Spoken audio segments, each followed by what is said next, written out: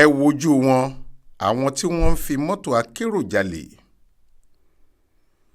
Àwọn afurasí ọ̀daràn mẹ́ta kan, Abíọ́dún Bámidélé ẹni ọdún 52, Olúmídé Fálẹ́yẹ ẹni ọdún 55 àti Tóyìn Adékọ̀yà ẹni ọdún 59 ti wà lákọlò àwọn ọlọ́pàá ọ̀tẹlẹ̀múyẹ́ Èkó báyìí níbi tí wọ́n ti ń ja àwọn èrò ọkọ̀ lólè lọ́wọ́ ti bà wọ́n.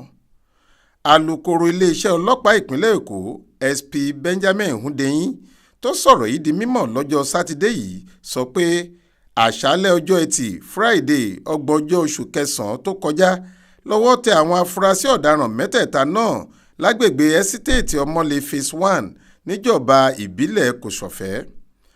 Ó níṣe làwọn apamọ́lẹ́kúnjayé ẹ̀dá yìí ń lo ọkọ̀ ayọ́kẹ́lẹ́ Toyota Camry kan tí nọ́mbà rẹ̀ jẹ́ KSF 608GH láti fi kérò. Ẹnìkan yóò jókòó sáàyè dẹ́rẹ́bà, àwọn méjì yòókù yóò sì wà lẹ́yìn ọkọ̀. Gẹ́rẹ́ tí wọ́n bá sì ti gbèrò kan tàbí méjì tán ni wọn yóò dá ọ̀rọ̀ nípa okòòwò sógúndogójì sílẹ̀ tàbí kí wọ́n sọ pé àwọn ní owó dọ́là rẹpẹtẹ nínú búùtù ọkọ̀ àwọn. Ẹ̀tàn yìí ni wọ́n láwọn fi máa ń mú àwọn èrò tí wọ́n ti lùgbàdì wọn tí wọn yóò sì gba owó àti dúkìá wọn kí wọ́n tó lọ já wọn jù síbì kan.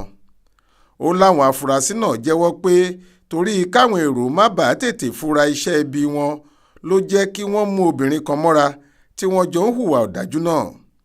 Wọ́n tún sọ fáwọn ọlọ́pàá pé kò tí ì ju oṣù 9 sẹ́yìn táwọn bẹ̀rẹ̀ iṣẹ́ burúkú ọ̀hún, inú oṣù January ọdún yìí ni wọ́n pè é. Ṣá wọ́n ti taari àwọn afurasí náà sí ẹ̀ka tó ń rí sí ìdigunjalè lọ́dọ̀ àwọn ọ̀tẹlẹ̀múyẹ́ fún iṣẹ́ ìwádìí tó lọ́rìn kí wọ́n tó kó wọn relé ẹjọ́ láìpẹ́. Faith Adébọ́lá ló ń ròyìn fún iléeṣẹ́ tẹlifíṣàn Aláròyé online.